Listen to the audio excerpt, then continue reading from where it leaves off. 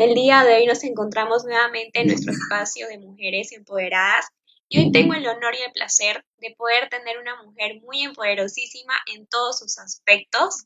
Tengo aquí a mi gran y queridísima Solia Centeno de Baglivo, perdón si no la pronuncié bien, Solia. Bueno, ella es obviamente boliviana, es licenciada de Ciencias Jurídicas, de profesión también abogada, es life coach y es docente en plataformas educativas y digitales. Además de eso, estoy muy impresionada, también es conferencista, escritora e investigadora en temas de crecimiento personal y de desarrollo del ser a través del blog personal, que es Limpiando la Oscuridad del Alma. Aparte de eso, Solia también desarrolla entrenamientos, cursos y conferencias en temáticas de impulso al cambio del sistema educativo a través de un enfoque integral de autoconocimiento y desarrollo del ser. Pero también ella cuenta con 2 obras literarias, que eso lo vamos a hablar un poquito más adelante, más a profundo, porque yo creo que eso es algo que es un punto muy destacado de ti. Pero primeramente, buenas noches, Solia, y quiero agradecerte por estar aquí con nosotros.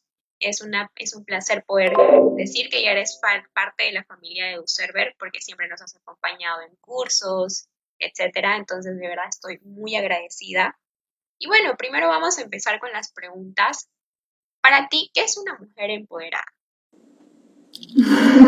Bueno, muchas gracias por la invitación, muy contenta de compartir siempre con el Observer, una plataforma educativa de jóvenes, hecha para los jóvenes que están actualmente en ese cambio de conciencia, así que yo feliz de sumar.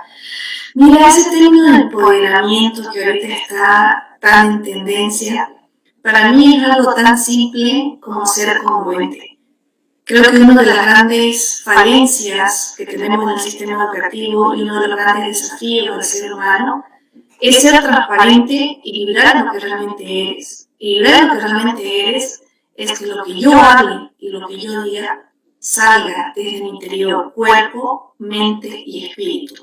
Para mí el verdadero poder es cuando vibras en verdad, y vibrar en verdad es mostrarte tal y como eres, sin siquiera ponerle un filtro mental de pensar en crítica o juzgamiento, sino sencillamente ser.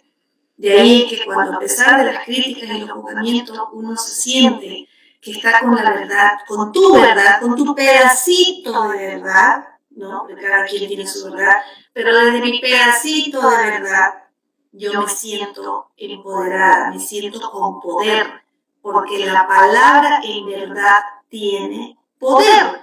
Y quien habla desde su esencia, desde su intestino, desde su corazón, desde su alma, desde su espíritu al mismo tiempo, wow, creo que eso se siente, porque esa vibración de poder transmite conexión con el corazón de la gente, ¿no? Entonces, eso para mí es una mujer empoderada o un hombre empoderado. Ok, totalmente de acuerdo, Solia. Muchas gracias por compartir nuestro punto de vista. Pero ahora esta pregunta va más dirigida para ti. ¿Cuál crees en toda tu carrera profesional que has hecho, tanto como abogada, como licenciada en ciencias jurídicas, como docente, como life coach, como todos estos, eh, todo lo que tú haces, que realmente aporta demasiado para el hoy en día el ser una mujer empoderada? Pero para ti, ¿cuál es el mayor logro que tú has tenido en tu carrera profesional, en todo lo que tú haces y te dedicas? ¿Y por qué ese sería tu mayor logro profesional? Bueno, mi mayor logro ha sido romper el paradigma mental de todas esas limitaciones que tenía desde mi niñez. Una de ellas, la falta de perdón, ¿no? El haber hecho culpable a mis padres y a muchos seres queridos por cosas que me pasaron. Y con los años, sobre todo al escribir el libro, llegar a ese autodescubrimiento de que tengo los mejores padres del mundo y tengo la familia más hermosa del mundo, que son los maestros más grandes, así con todas sus potencialidades, sus deficiencias, quizás con algunas situaciones que en su momento no supe comprender. Ese ha sido mi mayor descubrimiento, darme cuenta que estoy donde tengo que estar, que tengo los mejores padres del mundo y hacer esa honra de mi linaje ancestral que en algún momento yo lo rechacé. que en algún momento yo me negué, porque negar sus ancestros, negar tus raíces, es negarte a ti mismo. Si te niegas a ti mismo, es negar a Dios. Entonces, reconocer ese linaje ancestral y darme cuenta que lo que estaba viviendo era 100% responsabilidad mía, lo bueno, lo malo, lo doloroso, lo trágico, lo no tan bueno, las quiebras, los fracasos, la gloria, absolutamente todo, 100% responsabilidad mía. Creo que ese es un gran desafío en un sistema educativo que nos enseña a buscar culpables y a buscar justificar nuestros errores en otras personas. Creo que ese ha sido un gran logro, ser consciente que no puedo hacer a nadie responsable de mis resultados, sino únicamente yo. Wow, qué bonito lo que dices. Esperaba escuchar una respuesta de, mira, sabes, creo que mi mayor logro fue, no sé, escribir este libro o hacer esto, pero como tú dices, el perdón, el saber reconocer, de verdad que poder escuchar eso es muy lindo y también es un ejemplo, ¿no? Porque creo que gracias a esos valores es que te llegaron a ser la mujer que eres ahora y el haber obtenido todos los logros que has hecho hasta el día de hoy, ¿no es cierto? Pero bueno, también como tú decías, el tema del fracaso, porque lo nombraste en un momento, quizás en algún momento no tuviste, como tú decías, eh, buenos momentos, tuviste errores, igual te escuchaba cuando diste un curso en Observer que te caíste, te volviste a levantar, pasaste por muchas cosas que no lo sabemos, solamente tú lo sabes porque tú lo viviste, pero en ese tema, cuando te caíste y te volviste a levantar, el tema de fracasar, ¿cómo pudiste salir de eso?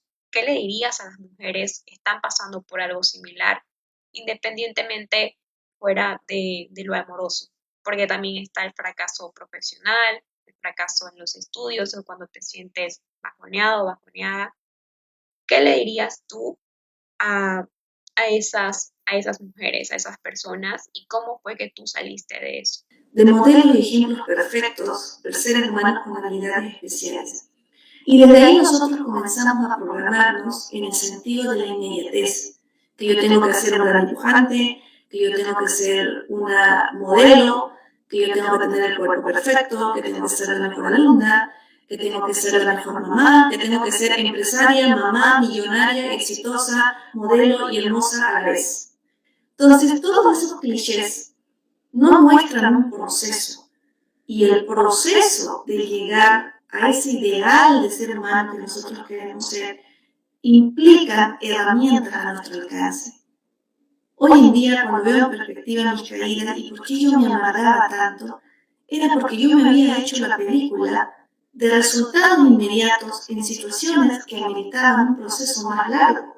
Entonces la ignorancia, la falta de conocimiento de ese proceso y de los antecedentes que me pueden llevar al éxito, de que quizás tenga que estar en prueba, error, me llevó a un dramatismo y una catarsis que en algún momento casi me llevó al suicidio.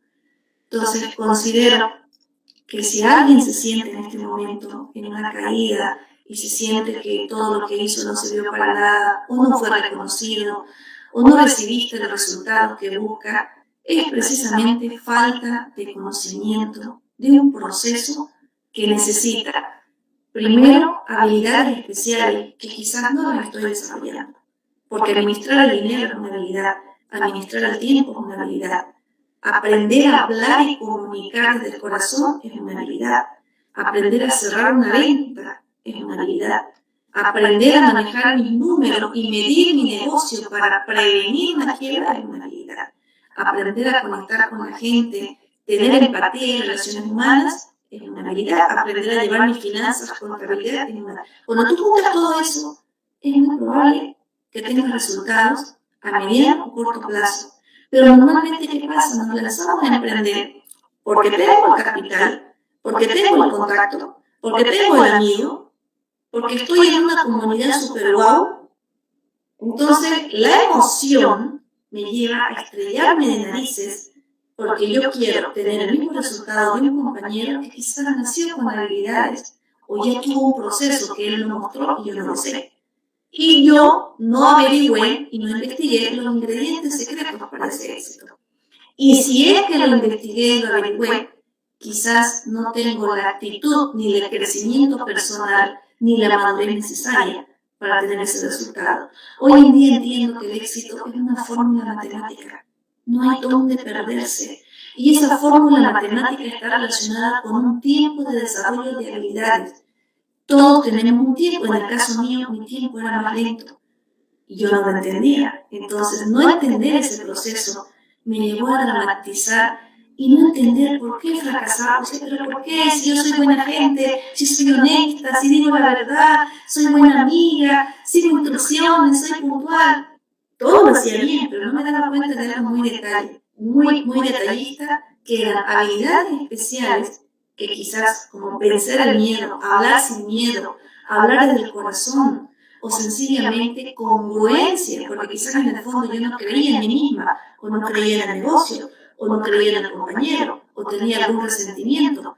Entonces ahí me di cuenta que son tantos elementos, querida amiga, que uno no tiene esa conciencia. Entonces, con esa visión, yo creo que cualquier persona que ahorita esté en el piso es más fácil que reflexione cuál de ese edificio, cuál es el cimiento que no desarrollaste para que tu edificio se vaya al piso. Porque un edificio que no tiene buenos cimientos siempre se va a caer. Pero un edificio con cimientos sólidos, y a veces esos cimientos sólidos te pueden tomar 2 años, 3 años, 5 años, como en el caso mío. Me tomó 43 años poder cumplir mi sueño de escribir sin escuchar a los demás. Entonces, para mí, los fracasos, las caídas, es sencillamente ignorancia de un proceso que necesita ingredientes que yo no estoy desarrollando. Yo creo que con esa reflexión va a ser mucho más fácil que las personas vean ese fracaso, esa caída, como un prueba-error de revisar qué es lo que no te falló para volver a hacerlo bien. Así que en ese momento yo no lo veía así como te lo digo ahorita, pero sí mi instinto me decía que algo no andaba bien. Y solo sabía, como tenía dinero invertido, tenía deudas y tenía un montón de responsabilidad, incluso tenía ego profesional, tenía mi liderazgo en juego, mi reputación en juego, no tenía otra que levantarme y seguir adelante. Porque el otro camino que era quedarme tirada en el suelo no podía pagar mis cuentas. Todos los días tenía acreedores. Tener eso, como dice uno de mis mentores, Gilbert Clary, mis deudas eran como un Rottweiler que me perseguía por detrás y yo no podía parar. Mi llanto lloraba una noche, al día siguiente me tenía que lavar la cara y tenía que salir a hacer la venta, a buscar al cliente, a hacer el trabajo, porque si no, no podía pagar las cuentas.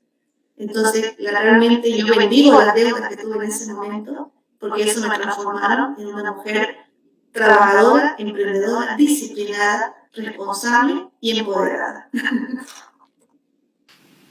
Qué lindo, Solia. Muchas gracias por compartirnos esa parte de tu vida. Y como dices, los ingredientes, poder aplicarlo muy bien en la receta, de verdad, nos va a servir mucho a las mujeres, sobre todo a personas, a mujeres jóvenes, como lo somos nosotras, de que cuando estamos empezando nos frustra que algo tan pequeño no nos salga bien y no nos salga como que al momento.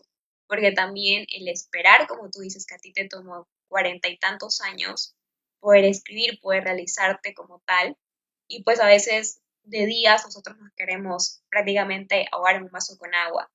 Y así somos así, sobre todo las jóvenes de esta generación somos así, entonces creo que es un buen punto a favor para poder tomarlo en cuenta para la generación de hoy en día, pero sobre todo para las chicas jóvenes, ¿no? Pero también para las mujeres que ya tienen una vida desarrollada, también profesionalmente, de repente nos sentimos frustradas, como tú dices. Muchas gracias por esos consejos, pero ahora quisiera que me hables un poco del lado de la maternidad. Sé que eres mamá, porque hablabas tan lindo de la maternidad de tus hijos y recuerdo muy bien que decías que en un momento como tú dices es difícil ser madre, que quieres ser modelo y tener el cuerpo y así, pero a veces simplemente no puedes, no puedes. O sea, yo no soy mamá, pero sí veo a mi hermana, a mis primas que son madres, entonces es como que dejas a un lado todo eso por ser madre.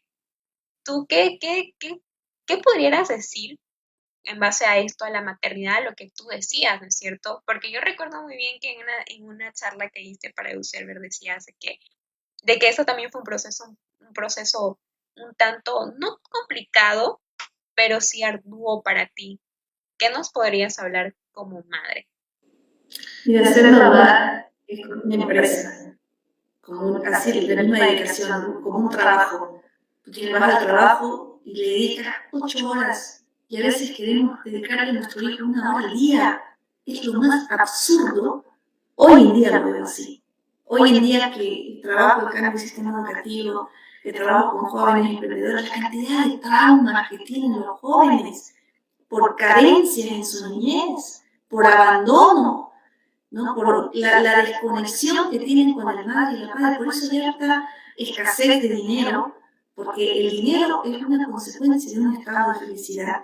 Y cuando tú tienes malas relaciones con tu mamá, tu papá, abandono, heridas, maltrato físico, psicológico, inclusive abusos, es difícil salir adelante porque te pasas una vida entera sanando esos traumas. Por eso es que yo dije esa vez, la mujer que quiera ser la mejor madre tiene que dejar de trabajar cuando esté con sus hijos pequeños. Y si es una mujer que es consciente, que tiene sueños grandes y que esos sueños grandes son más fuertes que su maternidad, que no tenga hijos. Que no tenga hijos, porque va a sufrir, va a ser doloroso, va a construir un imperio con sentimientos de culpa. Y eso se transmite a los hijos, porque nacen hijos indiferentes. Nacen hijos que después están con una desconexión total y ellos pierden esa conexión ya con sus siguientes hijos, se va perdiendo. Por eso es que las grandes dinastías familiares a veces caen en decadencia. Ya el último hijo, tú puedes hacer un gran patrimonio, pero descuida los valores, tu hijo lo despilfarra, tu hijo quizás se echan a perder o hay problemas, o a la inversa, ¿no? Te dedicas a tu hijo toda tu vida y estás en pobreza, en escasez, porque tampoco desarrollas emprendimiento, vives para tus hijos, le das un mensaje a tus hijos de que la mujer tiene que estar atendiendo, obviamente no en todo el efecto, pero la gran mayoría vendes una imagen de que tienes que buscarte un proveedor y de que solamente sirves para la cocina y para creer que no es malo, pero en un sistema capitalista donde hay que generar ingresos, no puedes hacer pasar hambre a tus hijos con la excusa de que tú no puedes salir a trabajar por atenderlos y criarlos.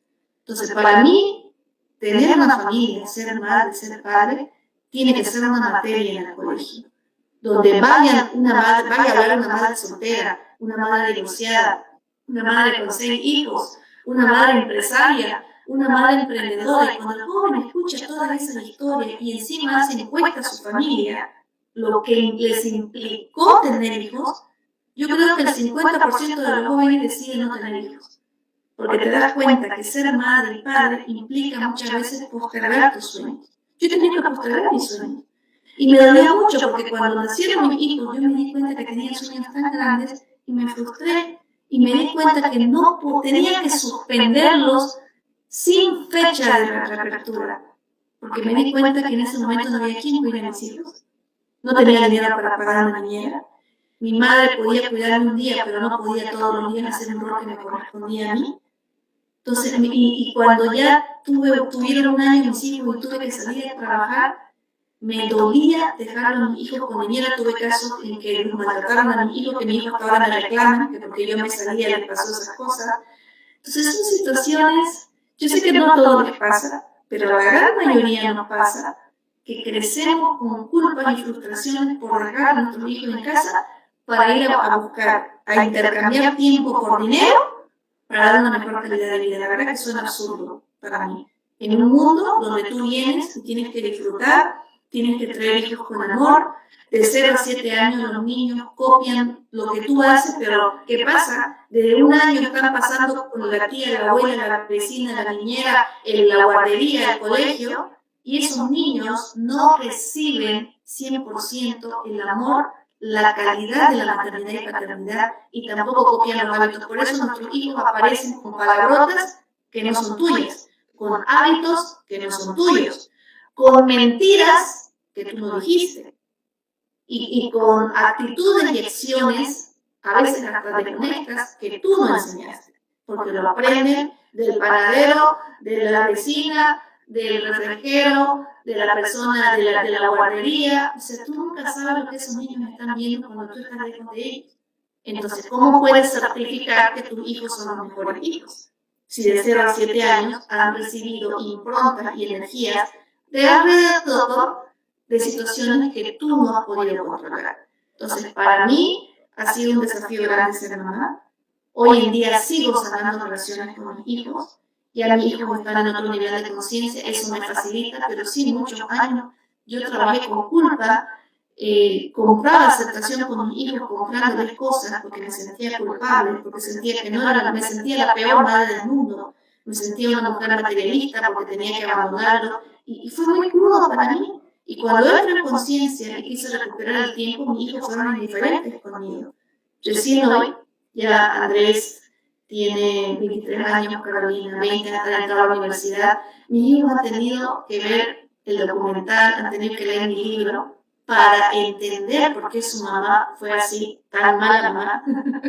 Y hoy en día me perdonaron, hoy en día somos grandes amigos, nos amamos todo, pero no es duplicable y yo no recomiendo esperar que traigas hijos y que esperen, ¿cuánto? 20, 23 años para que tu hijo tenga una relación bonita. Eso para mí no es duplicable.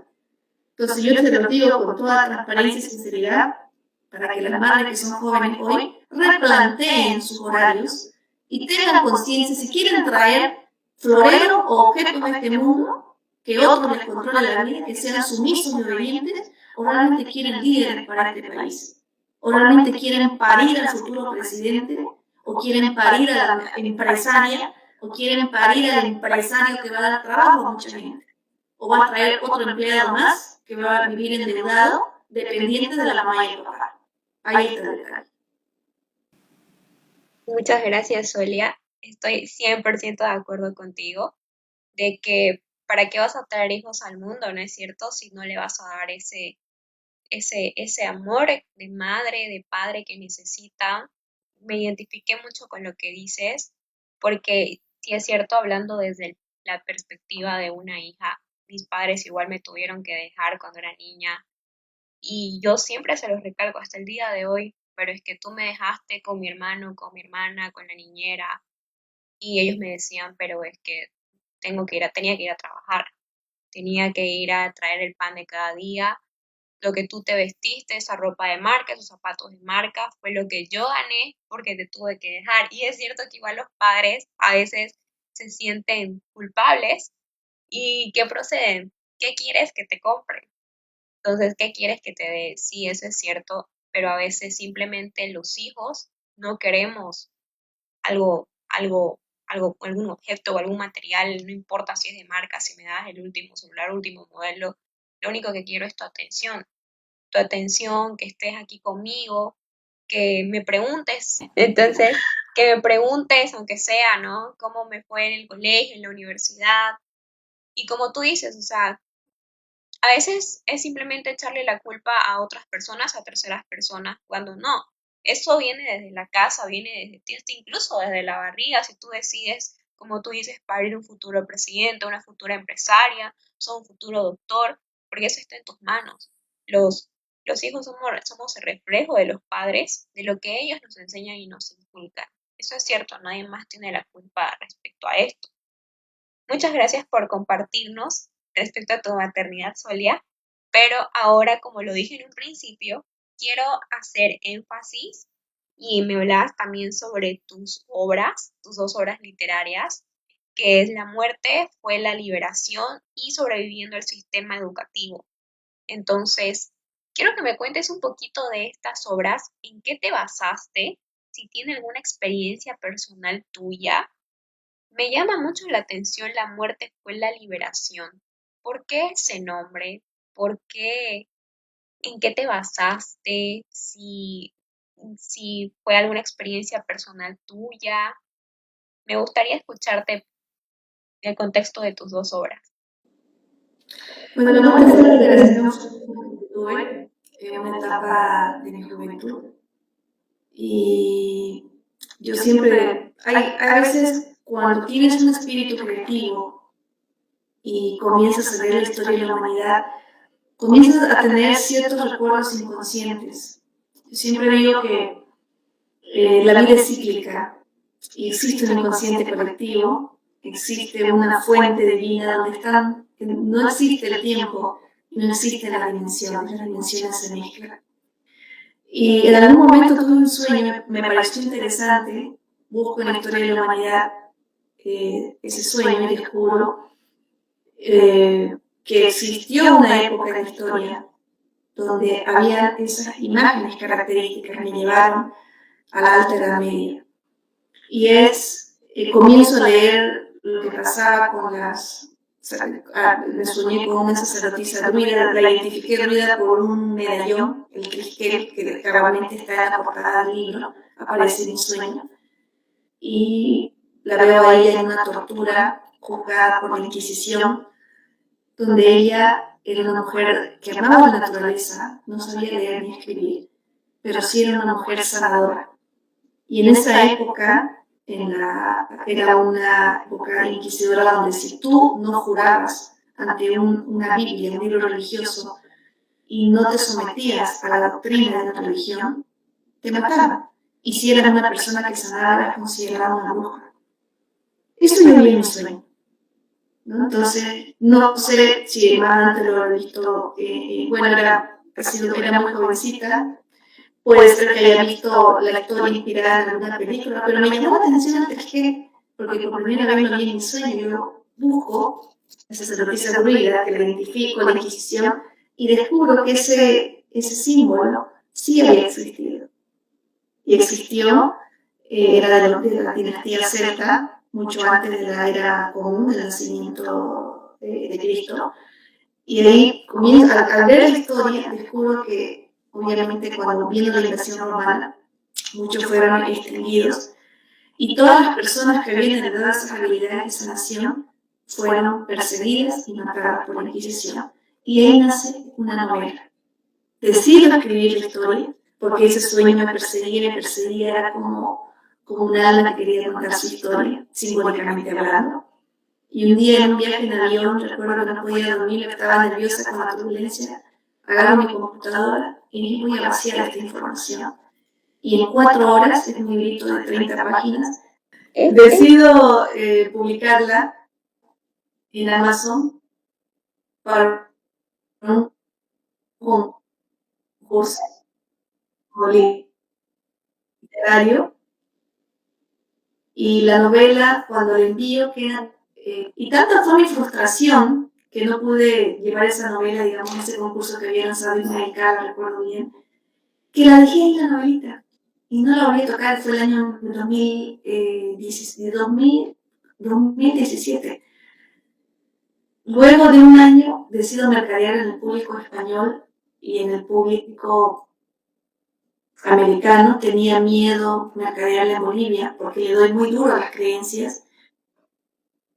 Y cuando tú lees el librito, en ese que ahí está la temática principal, cuando el tribunal inquisidor comienza a juzgar su creencia y a querer obligarla, ver ese temple de esa mujer empoderada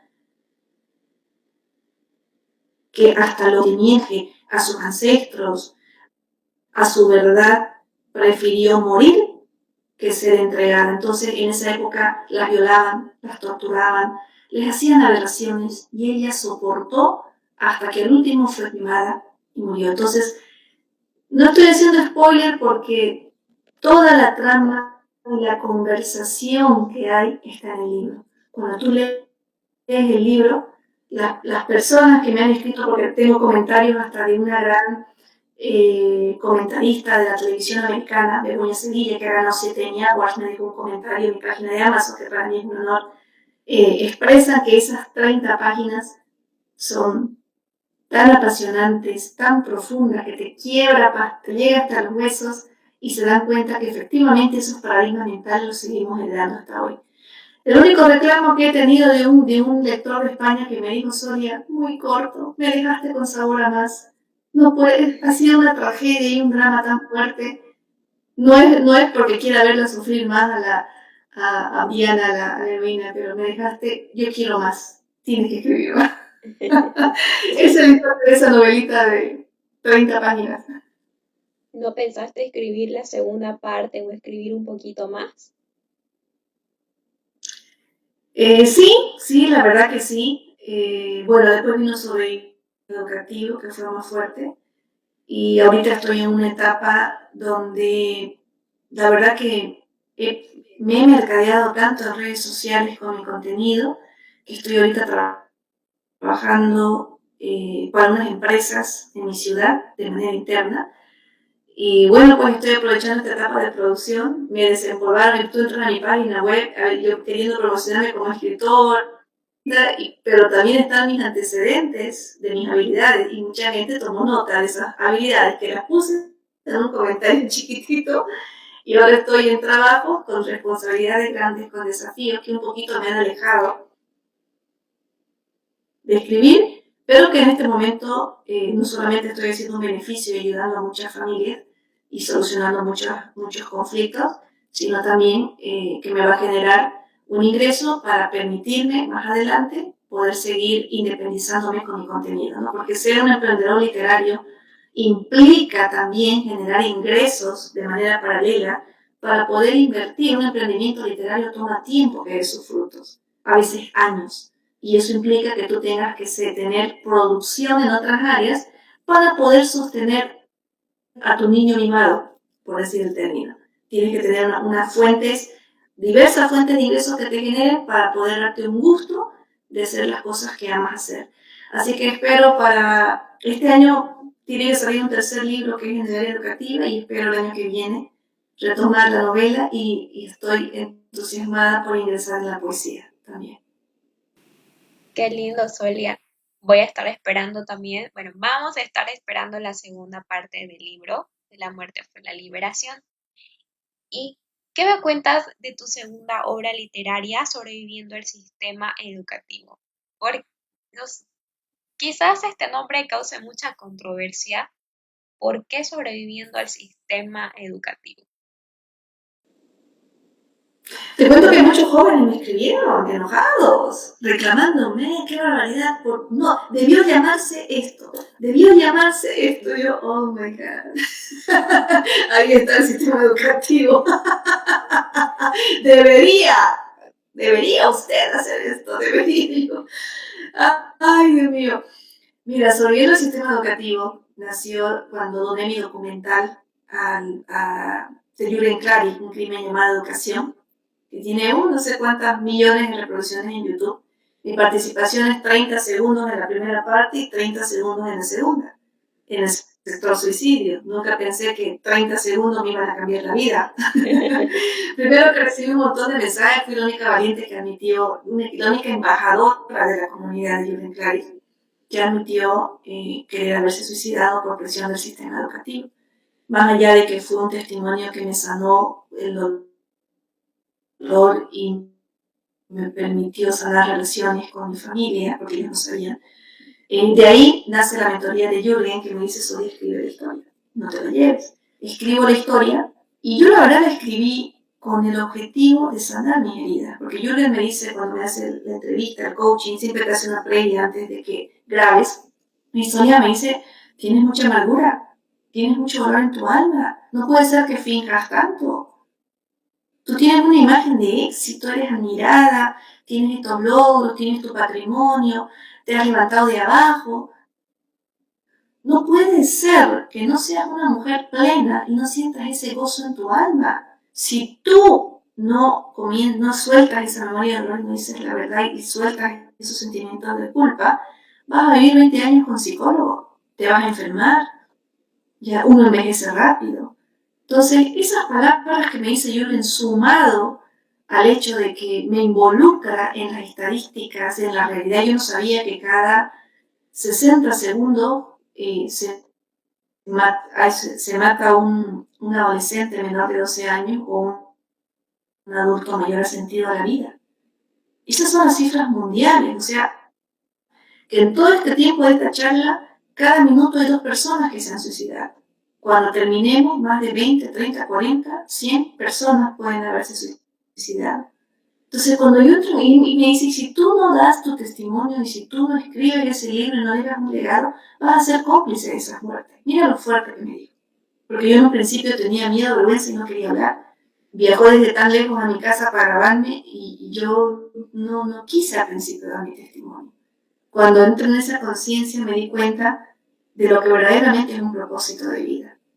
Y ahí entendí esa frase de convertir tu tragedia personal en una inspiración.